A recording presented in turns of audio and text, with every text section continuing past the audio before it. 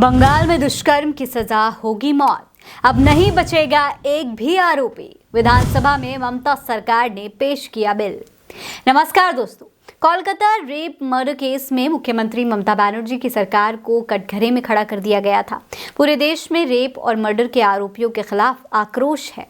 Doctor घटना के बाद से ही हड़ताल पर हैं। इस मामले में राज्य सरकार और कोलकाता पुलिस की भी कार्यशैली पर कई सवाल खड़े हुए, लेकिन इन सब के बीच ममता सरकार ने अब एक नया कानून इंट्रोड्यूस कर दिया है। जी हाँ, ममता सरकार ने महिलाओं और बच्चों की सुरक्षा को ध्यान में रखते हुए एक बड़ा कदम उठाया है। पश्चिम बंगाल सरकार की तरफ से प्रस्तावित एंटी रेप बिल पेश होने वाला है। इस रेप बिल का नाम है अपराजिता वुमेन एंड चाइल्ड बिल 2024। इसके लिए दोस्तों आज सरकार एक विशेष सत्र भी बुला रही है। इतना ही नहीं, सीएम पद से इस्तीफा मांगने वाली बीजेपी ने भी ममता सरकार की तरफ से प्रस्तावित एंटी रेप बिल को समर्थन देने का फैसला लिया है। दरअसल पश्चिम बंगाल की राजधानी कोलकाता के आरजीकर मेडिकल एंड हॉस्पिटल में महिला डॉक्टर के साथ रेप मर्डर मामले को लेकर के ममता सरकार काफी बैकफुट पर आ गई थी। कोलकाता केस के बाद ममता बनर्जी सरकार ने फिर ऐलान किया कि वो दुष्कर्म को लेकर कानून बनाएंगी। इसे लेकर उन्होंने विधानसभा का विशेष सत्र बुलाने का भी ऐलान किया था। ममता ने कहा था कि वो भी चाहती हैं कि पीड़ित को जल्द से जल्द न्याय मिले। अब इस पर जो नया कानून आया है दोस्तों, उसे भी समझ लीजिए। इस कानून के तहत किसी महिला का दुष्कर्म करने के बाद अगर उसकी हत्या कर दी जाती है तो ऐसा करने वाले दोषी को मृत्युदंड दिया जाएगा।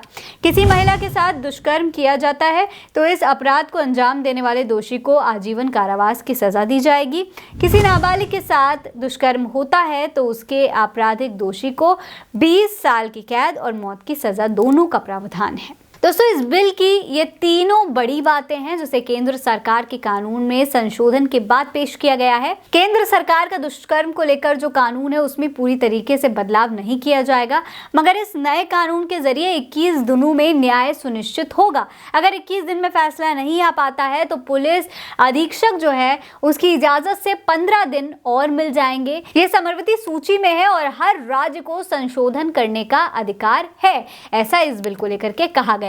यह भी कहा जा रहा है कि इस नए कानून के तहत 10 दिन के अंदर सजा देने की पूरी कोशिश की जाएगी और अगर कोई इसको लेकर के अपराधी की मदद करता है, उसे बचाने की कोशिश करता है, तो उसको भी जेल की सजा हो सकती है, उम्र कैद तक हो सकती है। अब दोस्तों, टीएमसी सांसद अभिषेक बैनर्जी ने इस मामले पर अपनी राय दी है। उन्होंने मांग की है कि पश्चिम बंगाल सरकार की तरह ही केंद्र सरकार भी दुष्कर्म पर कड़ा कानून बनाए और उसे अगले सत्र में पेश किया जाए। उन्होंने कहा है कि हर 15 मिनट में एक दुष्कर्म होने के भयावह आंकड़ों को देखते हुए एक व्यापक दुष्कर्म विरोधी कानून की मांग पहले से कहीं ज्यादा उठ रही है। बंगाल अपने दुष्कर्म विरोधी विधेयक के मामले में सबसे आगे है। सरकार को अब निर्णायक कार्रवाई करनी चाहिए, चाहे अध्यादेश द्वारा या फिर आगामी संसद सत्र में बीएनएसएस संशोधन द्वारा ये सुनिश्चित होना चाहिए कि न्याय जल्दी मिले और सजा गंभीर हो।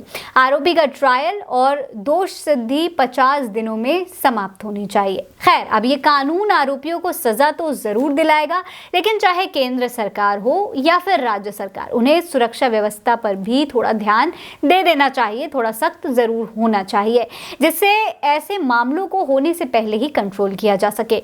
इस कानून पर आपकी क्या राय है, हमें कमेंट सेक्शन में लिखकर जरूर बताइएगा। ये खबर आप उल्टा चश्मा यूसी पर देख रहे हैं। नमस्कार।